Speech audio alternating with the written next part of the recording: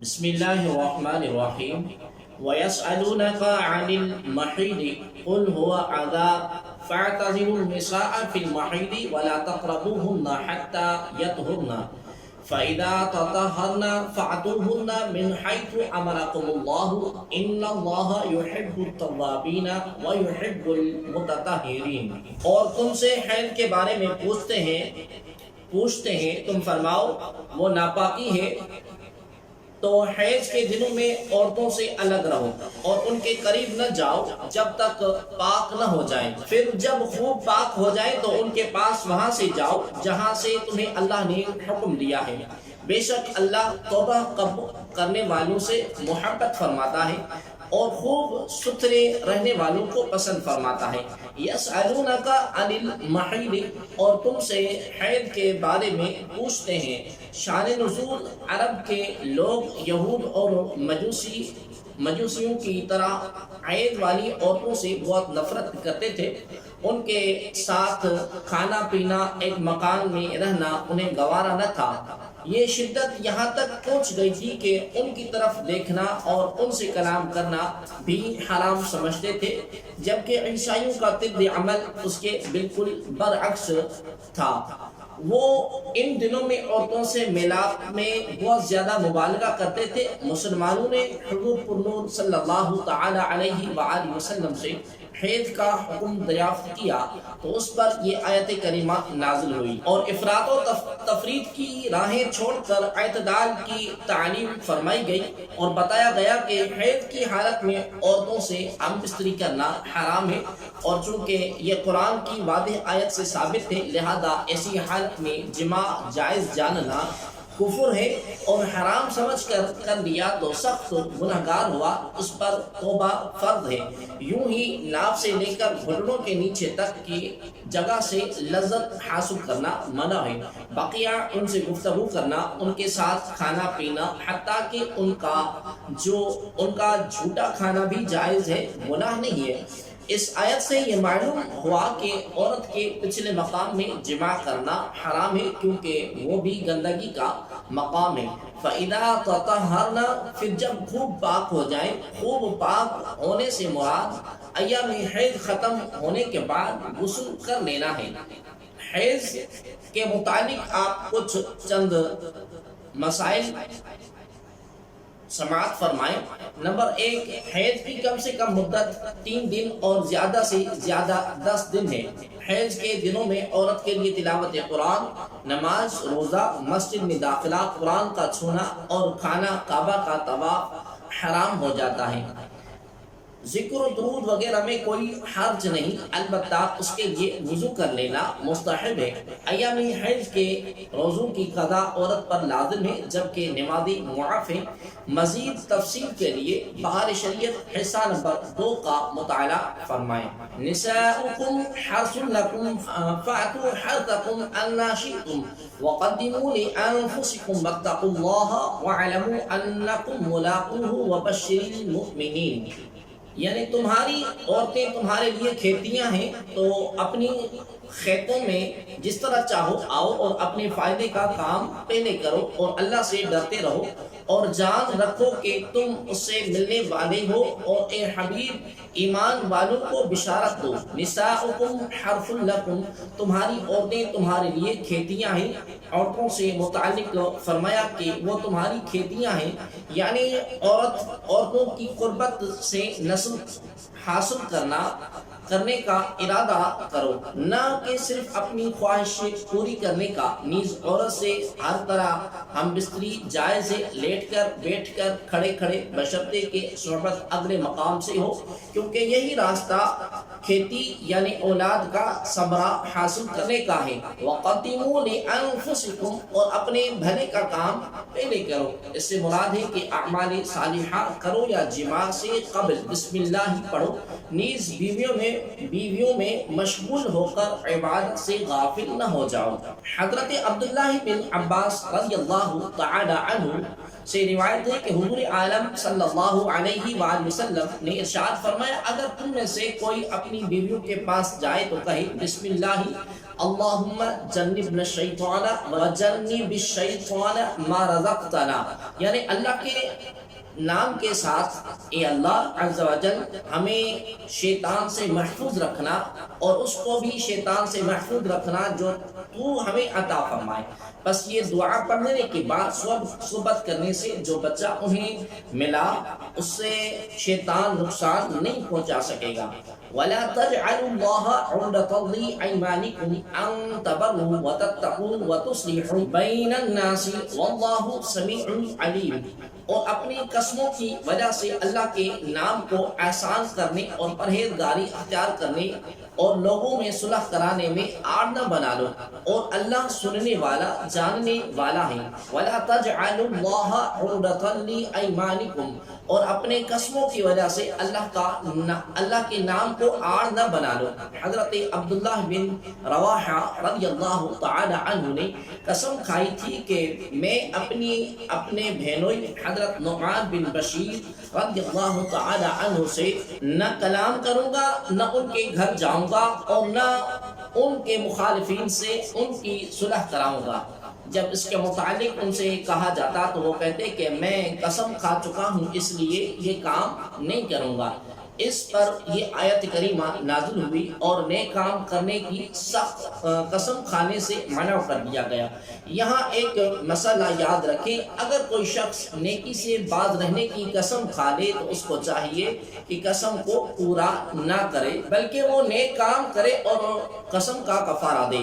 حضرت سیدنا ابو ہریرہ رضی اللہ تعالی عنہ سے مروی مسلم شریف کی حدیث میں ہے کہ رسول اللہ صلی اللہ علیہ وآلہ وسلم نے فرمایا، جس شخص نے کسی امر پر قسم کھا لی پھر معلوم ہوا کہ خیر اور بہتری اس کے خلاف میں ہے تو چاہیے کہ اس امر خیر کو کر لے اور قسم کا کفارہ دے۔ یہ حکم سورہ نور آیت نمبر 22 میں مذکور ہے۔ لا یؤاخذکم اللہ باللغو فی ایمانکم ولکن یؤاخذکم بما کسبت قلوبکم واللہ غفور حلیم، اور اللہ ان قسموں میں تمہاری گرفت نہیں فرمائے گا جو بے ارادہ زبان سے نکل جائے، ہاں اس پر گرفت فرماتا ہے جن کا تمہارے دلوں نے قصد کیا ہو، اور اللہ بہت بخشنے والا بڑا حلم والا ہے۔ لا یؤاخذکم اللہ باللغو فی ایمانکم، اور اللہ ان قسموں میں تمہاری گرفت نہیں فرمائے گا جو بے ارادہ زبان سے نکل جائے۔ قسم 3 طرح کی ہوتی ہے، نمبر 1 لغو، نمبر 2 غموس، نمبر 3 منعقدہ۔ لغو یہ ہے کہ کسی چیز کو اپنے خیال میں صحیح جان کر قسم کھائی اور حقیقت میں وہ اس کے خلاف ہو، یہ معافی اور اس پر کفارہ نہیں ہے۔ نمبر 2 غموس، یہ ہے کہ کسی گزری ہوئی چیز پر جان بوجھ کر قسم کھائے، یہ حرام ہے اور احادیث میں اس پر سخت وعیدیں ہیں۔ نمبر 3 منعقدہ، یہ ہے کہ کسی آئندہ چیز پر قسم کھائے، اس کو اگر توڑے تو بعض صورتوں میں گنہگار بھی ہے اور کفارہ بھی لازم ہوتا ہے۔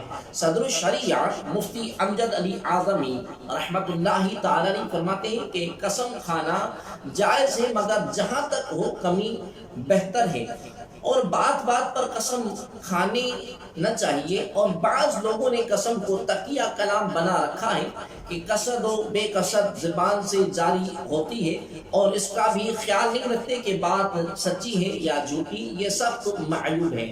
للذین یؤلون من نسائهم تربص 4 اشہر فإن فاءوا فإن اللہ غفور رحیم، اور جو اپنی بیویوں کے پاس نہ جانے کی قسم کھا بیٹھے ان کے لیے 4 مہینے کی مہلت ہے، بس اگر اس مدت میں وہ رجوع کر لیں تو اللہ بخشنے والا مہربان ہے۔ للذین یؤلون من نسائهم، اور وہ جو اپنی بیویوں کے پاس نہ جانے کی قسم کھا بیٹھے، یہ قسم کھانا کہ میں اپنی بیوی سے 4 ماہ تک یا کبھی صحبت نہ کروں گا، اسے ایلا کہتے ہیں۔ اس کا حکم یہ ہے کہ اگر قسم توڑ دے اور 4 ماہ کے اندر صحبت کر لے تب تو اس پر قسم کا کفارہ واجب ہے، ورنہ 4 ماہ کے بعد عورت کو طلاق بائنہ پڑ جائے گی۔ اس آیت میں اس کا بیان ہے۔ ایلا کے بارے میں مزید معلومات حاصل کرنے کے لیے بہار شریعت حصہ نمبر 8 سے ایلا کا بیان مطالعہ فرمائیں۔ وَإِنْ عَزَمُوا الطَّلَاقَ فَإِنَّ اللَّهَ سَمِيعٌ عَلِيمٌ، اگر وہ طلاق کا پختہ ارادہ کر لیں تو اللہ سننے والا، جاننے والا ہے۔ وَإِنْ عَزَمُوا الطَّلَاقَ، اور اگر وہ طلاق کا پختہ ارادہ کر لیں۔ زمانہ جاہلیت میں لوگوں کا یہ معمول تھا کہ اپنی عورتوں سے مال طلب کرتے، اگر دینے سے انکار کرتی تو 1 سال، 2 سال، 3 سال یا اس سے زیادہ عرصہ ان کے پاس نہ جانے اور صحبت ترک کرنے کی قسم کھا لیتے، انہیں پریشانی میں چھوڑ دیتے، نہ تو وہ بیوہ ہوتی اور کہ کہیں اپنا ٹھکانہ کر لیں، اور نہ شوہردار کے شوہر سے کچھ حاصل کرتی۔ اسلام نے اس ظلم کو مٹایا اور ایسی قسم کھانے والوں کے لیے 4 مہینے کی مدت معین فرما دی کہ اگر عورت سے 4 مہینے یا اس سے زیادہ عرصے کے لیے یا غیر معین مدت کے لیے ترک صحبت کی قسم کھا لے، جس کو ایلا کہتے ہیں، تو اس کے لیے 4 ماہ انتظار کی مہلت ہے۔ اس عرصے میں خوب سوچ سمجھ لے کہ عورت کو چھوڑنا اس کے لیے بہتر ہے یا رکھنا۔ اگر رکھنا بہتر سمجھے اور اس مدت کے اندر رجوع کرے تو نکاح باقی رہے گا، اور اگر قسم کا کفارہ لازم ہوگا، اور اگر اس مدت میں رجوع نہ کیا اور قسم نہ توڑی تو عورت نکاح سے باہر ہو گئی اور اس پر طلاق بائن واقع ہو گئی۔ یہ حکم بھی عورتوں پر اسلام کے احسانات میں سے ایک احسان اور حقوق نسواں کی پاسداری کی علامت ہے۔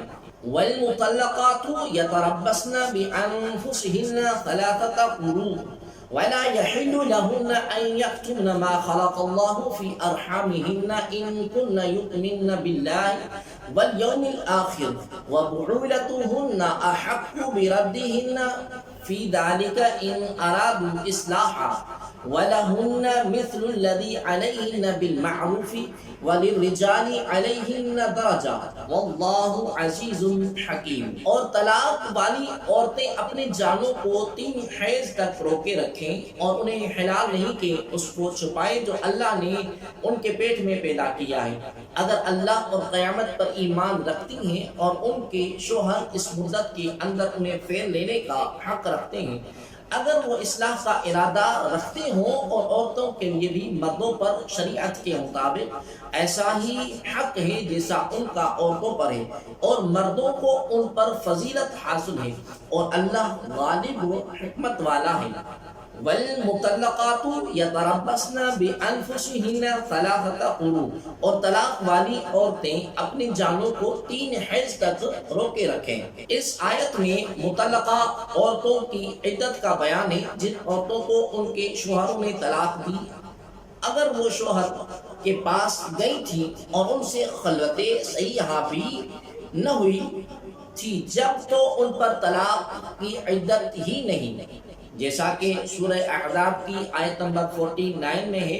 اور جن عورتوں کو کم سنی یا بڑھاپے کی وجہ سے حیض نہ آتا ہو، ان کی عدت 3 مہینے ہے، اور جو حاملہ ہو ان کی عدت بچہ جننا ہے، جیسا کہ ان دونوں کی عدتوں کا بیان سورہ طلاق کی آیت نمبر 4 میں ہے۔ اور جس کا شوہر فوت ہو جائے اگر وہ حاملہ ہے تو اس کی عدت بچہ جننا ہے، جیسا کہ اوپر بیان ہوا، اور اگر فوت شدہ کی بیوی حاملہ نہ ہو تو اس کی عدت 4 ماہ 10 دن ہے، جیسا کہ سورہ بقرہ آیت نمبر 234 میں ہے۔ مذکورہ بالا عورتوں کے علاوہ باقی جو آزاد عورتیں ہیں، یہاں ان کی عدت اور طلاق کا بیان ہے کہ ان کی عدت 3 حیض ہے۔ ولا یحل لہن، اور انہیں حلال نہیں، جس چیز کا چھپانا حلال نہیں وہ حمل اور حیض کا خون ہے۔ ان کا چھپانا اس لیے حرام ہے کہ ان کے چھپانے سے رجوع کرنے اور اولاد کے بارے میں جو شوہر کا حق ہے وہ ضائع ہوگا۔ ان کننا یؤمن باللہ والیوم الآخر، اگر اللہ اور قیامت پر ایمان رکھتی ہیں۔ یہاں بطور خاص ایمان کا تذکرہ کر کے یہ سمجھایا ہے کہ ایمان کا تقاضا یہ ہے کہ اللہ تبارک و تعالیٰ کے حکم پر عمل کیا جائے، لہذا ہر نیک عمل کو ایمان کا تقاضا کہہ سکتے ہیں۔ وَبُعُولَتُهُنَّ أَحَقُّ بِرَدِّهِنَّ فِي ذَلِكَ، اور ان کے شوہر اس مدت کے اندر انہیں پھیر لینے کا حق رکھتے ہیں۔ شوہروں کو رجعی طلاق میں عدت کے اندر رجوع کا حق حاصل ہوتا ہے۔ آیت میں ارادو کے الفاظ سے یہ بھی معلوم ہوا کہ طلاق رجعی میں رجوع کے لیے عورت کی مرضی ضروری نہیں، صرف مرد کا رجوع کافی ہے۔ ہاں، ظلم کرنے اور عورت سے اپنے انتقام کی آگ بجھانے کے لیے رجوع کرنا سخت برا ہے۔ رجوع اصلاح کی نیت سے ہونا چاہیے۔ افسوس کہ ہمارے ہاں اس جہالت کی بھی کمی نہیں، بیویوں کو ظلم اور ستم اور سسرال سے انتقام لینے کا ذریعہ بنایا جاتا ہے، حتیٰ کہ بعض اوقات تو شادی ہی اس نیت سے کی جاتی ہے اور بعض اوقات رجوع اس نیت سے کیا جاتا ہے۔ یہ سب زمانہ جاہلیت کے مشرکوں کے افعال ہیں۔ وَلَهُنَّ مِثْلُ الَّذِي عَلَيْهِنَّ بِالْمَعْرُوفِ، اور عورتوں کے لیے بھی شریعت کے مطابق مردوں پر ایسے ہی حق ہے جیسا عورتوں پر ہے، یعنی جس طرح عورتوں پر شوہروں کے حقوق کی ادائیگی واجب ہے، اسی طرح شوہروں پر عورتوں کے حقوق پورے کرنا لازم ہے۔ آیت کی مناسبت سے یہاں ہم شوہر اور بیوی کے چند حقوق کو آپ کے سامنے عرض کرتے ہیں۔ ناظرین محترم، شوہر پر بیوی کے چند حقوق یہ ہیں: نمبر 1، خرچہ دینا، رہائش مہیا کرنا، اچھے طریقے سے گزارا کرنا، نیک باتوں، حیا اور پردے کی تعلیم دیتے رہنا، ان کی خلاف ورزی کرنے پر سختی سے منع کرنا، جب تک شریعت منع نہ کرے ہر جائز بات میں اس کی دل جوئی کرنا، اس کی طرف سے پہنچنے والی تکلیف پر صبر کرنا، اگرچہ یہ عورت کا حق نہیں۔ بیوی پر شوہر کے چند حقوق یہ ہیں: نمبر 1، ازدواجی تعلقات میں مطلقاً شوہر کی اطاعت کرنا، اس کی عزت کی سختی سے حفاظت کرنا، اس کے مال کی حفاظت کرنا، ہر بات میں اس کی خیر خواہی کرنا، ہر وقت جائز امور میں اس کی خوشی چاہنا، اسے اپنا سردار جاننا، شوہر کو نام لے کر نہ پکارنا، کسی سے اس کی بلا وجہ شکایت نہ کرنا، اور خدا توفیق دے تو وجہ ہونے کے باوجود شکایت نہ کرنا، اس کی اجازت کے بغیر 8ویں دن سے پہلے والدین یا 1 سال سے پہلے دیگر محارم کے یہاں نہ جانا، وہ ناراض ہو تو اس کی بہت خوشامد کر کے منانا۔ وَلِلرِّجَالِ عَلَيْهِنَّ دَرَجَةٌ، اور مردوں کو ان پر فضیلت حاصل ہے۔ مرد عورت دونوں کو ایک دوسرے پر حقوق ہیں، لیکن مرد کو بہرحال عورت پر فضیلت حاصل ہے اور اس کے حقوق عورت سے زیادہ ہیں۔